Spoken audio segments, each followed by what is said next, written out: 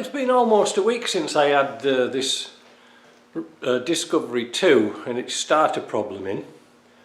I thought I'd give you a bit of an update because customer states it was leaking oil. Well, was it? Now, I use this little tool here. What's it called again? It's a depth stash. Strange word, isn't it? And it's actually, I thought it was Bluetooth. It's actually Wi-Fi connected, and it's a little camera that you can get into important little places and find out what's going on. I used that to find out if the rocker boxes were leaking, the valve covers, and they were perfect. So what else I did was put some dye in the engine. What was the result? Well, it was kind of interesting really. But I want to show you the gear that you need to see the dye, and that's it here. This is a UV light. Now, here's a top tip for all you mechanically type people who have such things as this when they were necessary. Shove them in a drawer and you'll never use them again for months and months and months. When you're using them, these come with some battery packs like this. Turn one of them backwards when you're putting it into storage and they'll last forever. I put these in 5 years ago and they're still working fine. So we've got to put them in the right way around. I think that's the right way. I think that's the right way around. We'll soon tell when we turn it on. There we go. So that's the light. All right. So this will make the dye glow. But also, you're supposed to wear glasses like this, and these are really cool because it makes you look a real knob like Bono. But how can we check it? So I went under the car. I actually crawled round outside underneath it, all the dirt and the muck, and got to the light, and there was a few bits fluorescing. One of the interesting things that was fluorescing was my grease gun. Yeah. Can you see how it's glowing? See how it glows green? See, look, there's before and after. I'm not sure if it's going to come out this, but I was kind of amazed at that. I had a look around the car, couldn't find anything. There was a few drops of oil, but it wasn't fluorescing. So anyway, I thought as a test, I thought, has the oil actually got round? So I just pulled the dipstick out there. There's the dipstick. And there's the light. Can you see how it's glowing green? So we know there's oil in there. Look, you see like that? Isn't that amazing? So if there was oil leaking out of it, it would spew out. And it didn't. So that is an ongoing mystery. I know the transfer case was leaking. No wonder Bono couldn't find what he was looking for with them on. He wants to get some proper glasses. I couldn't find out where it was leaking from, except from the transfer case. Our old friend, I'm looking over here at one here, a transfer case. Our old friend, the intermediate shaft is leaking. Now Brian said to me that it was in the shop for a leak on the transfer case before, and every man and his dog says it's the bottom cover leaking. Let me try and show you on this setup here. Here we are. This is sort of work in progress. Don't worry about this. I'm going to finish this later. But there's the intermediate shaft. You can see it here. Your gearbox attaches onto here, and you can see that I always put steel bushes in. Well, not me, but JP puts new bushes in. And the oil runs down a little channel down here, and then weeps along the bottom seal. At the bottom cover, and everybody thinks the gasket's gone on the bottom cover. It never does. It's always the shaft that leaks, so don't get put off by that. I noticed it was all wet, so it's been leaking for quite a while, and it's a big job for me to take out of that one because... Anyway, so what are we going to do today? Well, I thought we'd do something a little bit different because the check engine light's on, and Brian was saying it mysteriously comes on and comes off, and he has a little box that he resets it with. Let me get it out and I'll show you. So This is the tool that Brian has for not fault finding, but to do codes and things like this, to clear codes. It also does live data, and it's predominantly for Jaguar and Land Rover vehicles. I tried it and I couldn't really get it to go, but Brian said the car should be running, not just with the engine off. He says that's when you get the best results. Could it be to do with power? Probably. But we're not really going to use that. That's not what this video is about. This video is going to be about using this. Now, I did a video once before for this company, XTool, but I was comparing it from the previous model to this one, and they said, well, they didn't like that because they wanted to you show this one more than the other one. But this is a D8. I had the D7, I do believe, before, and how much better this one is. I thought the other one was good, and I didn't think it could get much better, and that's not sort of bullshit. This is good. It's about the same physical size as the old one, much heavier, bigger battery on it. That's what they've taken into account.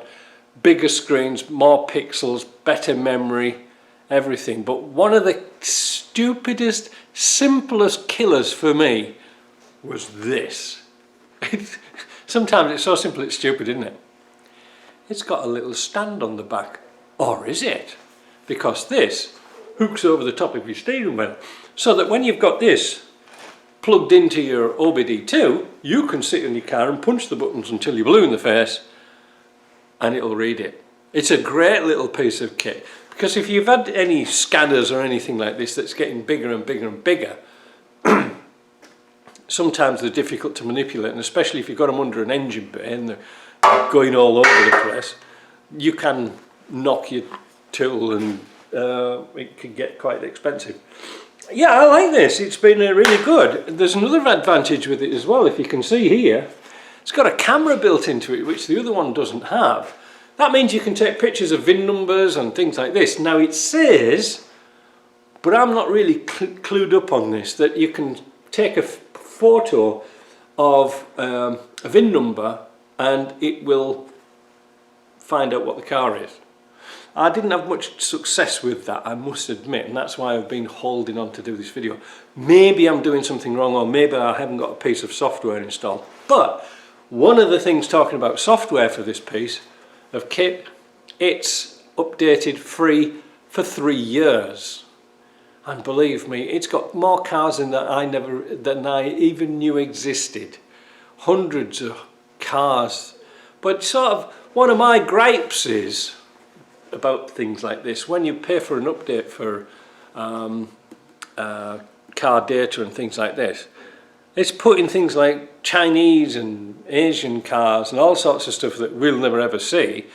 It would be nice if we could just have a selectable module of things that we want, like Land Rovers for example, and that would be great, because there's no point paying for stuff that you'll never even see. It does some pretty nifty little tricks as well. It's very good. It's one of the best ones I've seen. And again, the old model was my go-to model.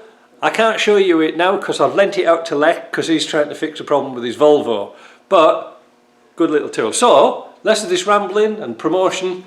Let's get on to it and find out what the check engine light's on for. One of my biggest gripes about all these kind of sophisticated diagnostic tools is every time you want to use one, it needs to update. It's really annoying when you want to get onto a job.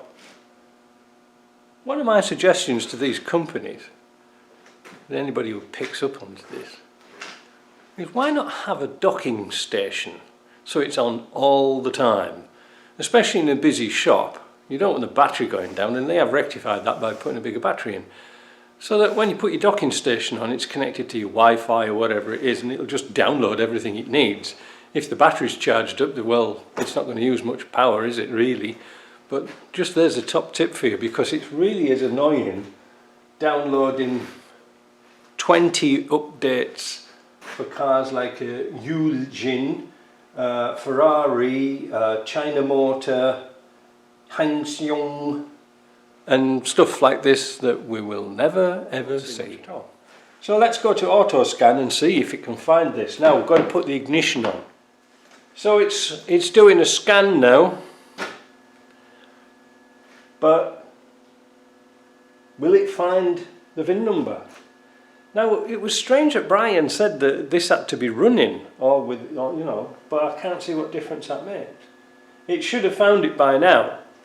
I hope I don't have to put it in manually, that's a pain.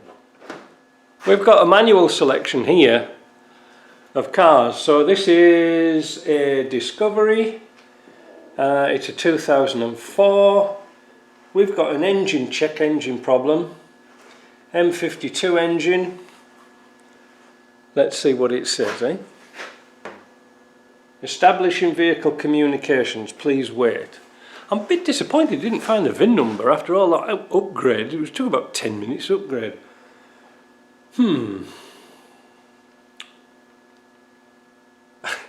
Again, it just they don't seem to want to communicate.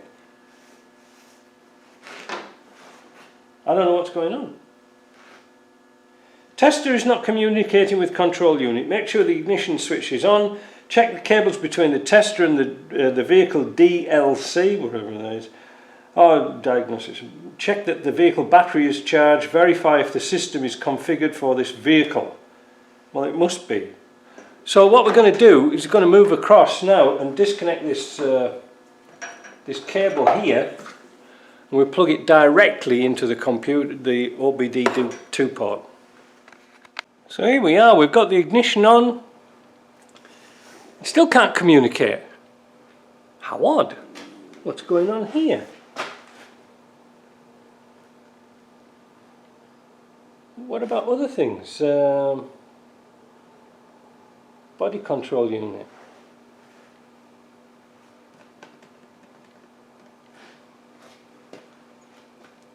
There's something not quite right here. Is it the car or is it the computer? Well, I'll tell you what we'll do. Whilst I'm waiting for that, I'll go and get the other one. We'll click that one as well. Still a problem. I'm going to try this Icarsoft. Downside about all these things is the lead is so short. You know, put a longer wire on. Okay. So there we are. That's about as much lead as we've got on here.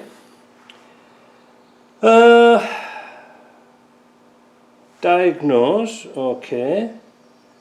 Land Rover, okay. Discovery, okay. 2, okay. Petrol engine, automatic. Please wait.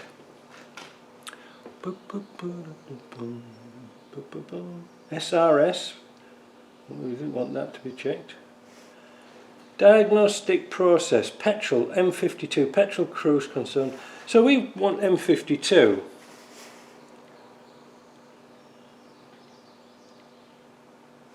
So we're going to, version information, we're going to say read DTC, diagnostic trouble codes, and see what it says. Additive adaptive mixture correction, TRA bank 1. There's one of 4.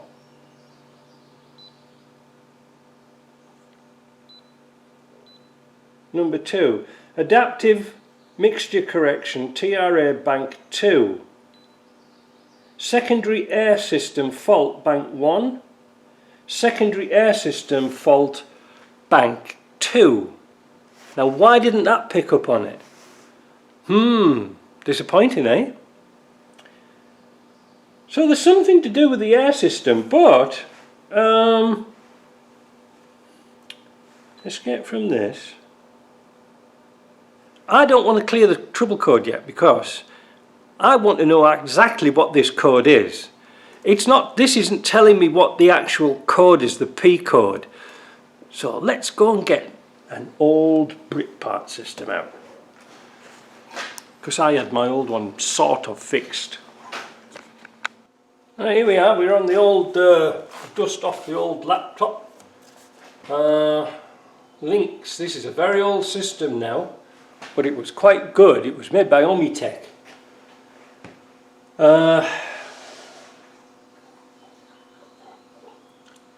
There you go, it's got into it, you see. Now discovery 2. And I'm on the long cable as well now. So we want engine management system. Did I click that properly? M52. Turn ignition on, just make sure it's on. Disco 2. There you go. Communication established. Hey, hey, hey. So what does it say for fault codes? Read fault codes. This is that little corner up here.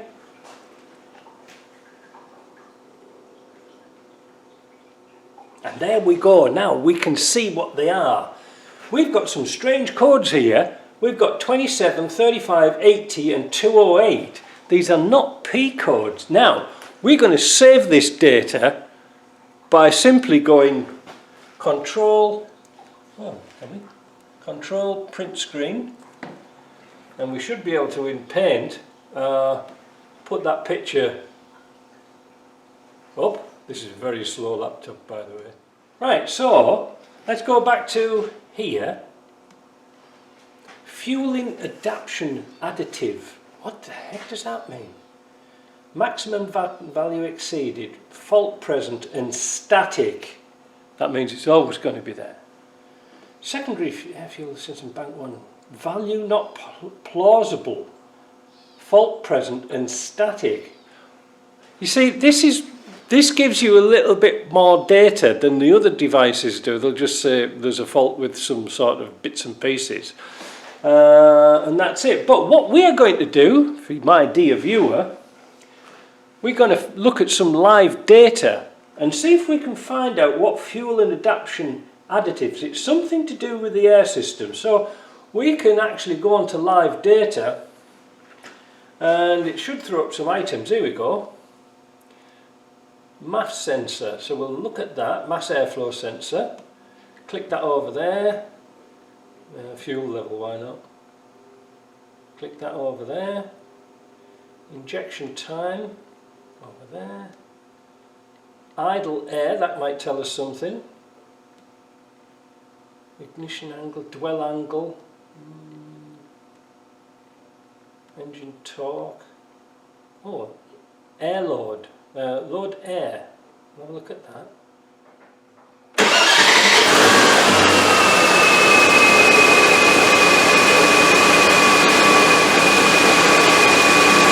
Now the engine's not warmed up, so we'll now play back. Won't really talk all that much. You can just watch me looking at the things on the screen because it's getting a bit noisy. Oh, it's got down here leak factor. I bet that's about 1000%. Has this car got secondary air injection? Yes, it has.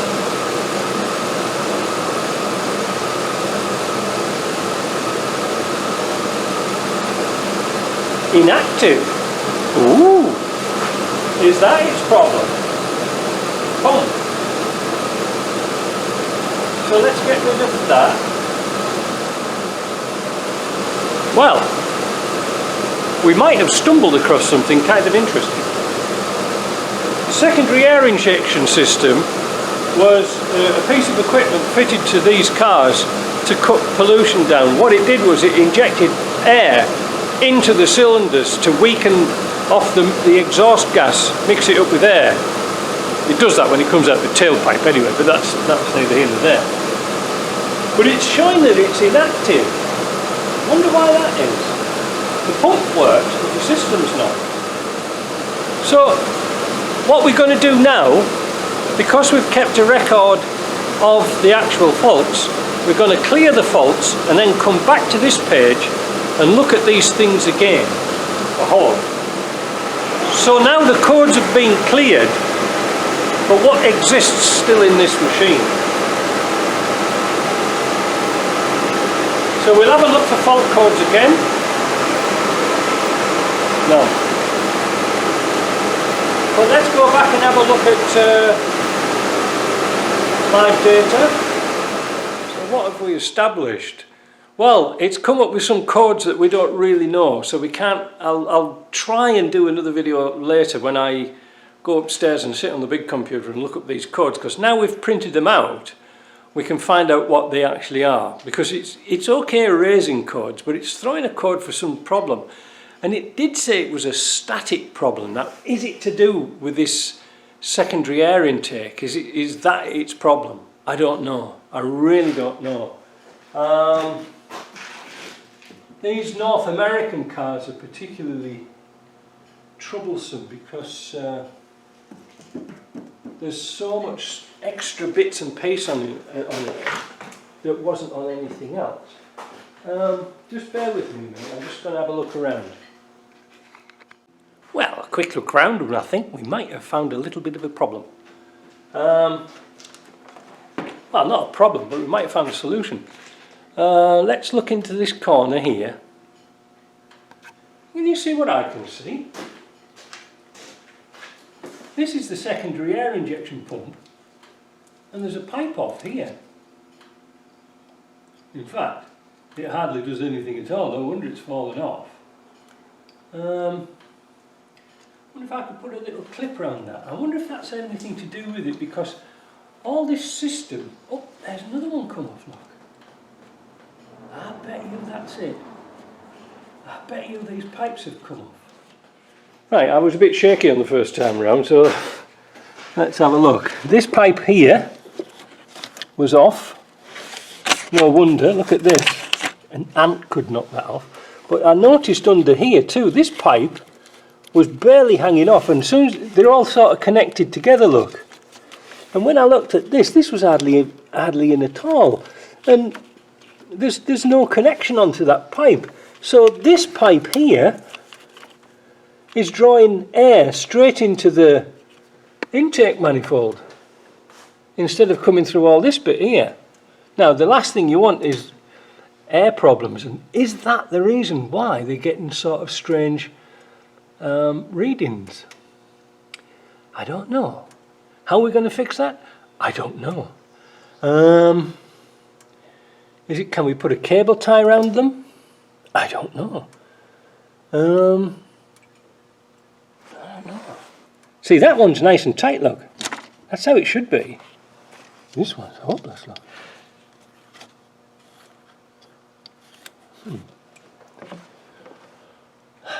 Let me think about it. What about this little set of clips? This might just do it, because it comes in various sizes. These things that clip on with a pair of pliers like this. Now, I'm going to state to the customer that this is just a temporary repair, probably permanent, but these hoses are on there for a reason, and that's too small. So let's see if I've got a bigger one. And there's a coolant hose here, just at the top. Maybe I could just nip it so it would push back on. Ah, that's a better idea.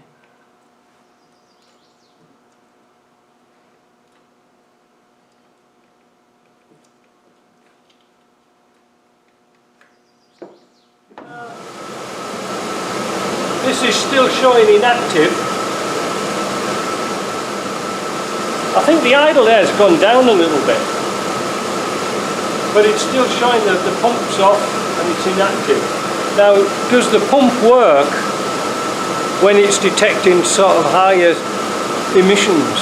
I don't know. Sometimes diagnosing problems on cars that you're not too familiar with can be a bit daunting. If you do these every day, then you'll jump to it straight away. Any hose off an engine, and any air intake hose off, is not good news.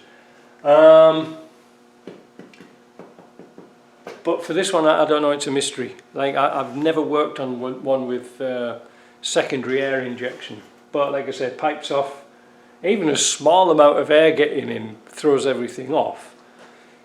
All I can do is keep an eye on it. Now I'm going to go up in a minute and have a look at what those codes were, and I'll come down. But there's one thing I've got to say.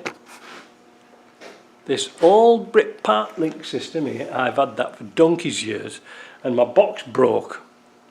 Now I did get another one. A customer, a viewer kindly sent me one, but for some reason I couldn't get it unlocked. It wouldn't unlock for me. I don't know what the hell was going wrong with it. But this one I had fixed down here at a local electronics shop, and you know something? It's the best thing since sliced bread for me. This is why I have this old laptop here, because the software for it, I've still got the USB key for this, but it needs some sort of Microsoft piece of software that doesn't seem to work anymore. So this is why I keep this tough book just with this system on, because it does go quite deep into all sorts of bits and pieces, while these little handheld ones just say, well, we'll diagnose, we'll erase a code, but doesn't tell you what the code is. Anyway, listen, less of this rambling. Let me go and have a look and see what those codes were. I'll try and cut this video a bit shorter. A lot of editing to do. I've just spent the last 3/4 of an hour trying to find out what these fault codes were, but to no avail. I did actually find some indications of these codes. Fueling adaptation and all this, that and the other, down to the mass airflow sensor, which is here. So I was reading through a few pages, and it said that a lot of the problems are due to the cheap mass airflow sensors not giving the correct reading. This one, I just had a look, was a Bosch one. Okay, well, I don't want to waste all my life with messing about with these old cars and problems that you can't fix. So we'll put this one to bed. We'll clip the air cleaner in properly. They are fiddly to do, I must admit, but I'm quite surprised that nobody's clipped the actual air cleaner. Well, we can't clip it down on this end because it's all broken. Try to do the best. This is all tight. That's all good. I'm going to give it a good looking over with a torch and make sure that all the air pipes are on. I don't know, something's not right. Right, if there's anything else to report, I'll report back later, but that was sort of really just to show you that some diagnostic machines don't diagnose at all. I'm very disappointed in that D8. There's me spouting off saying it was the best thing since sliced bread, and the very cars that we work on won't work. See ya.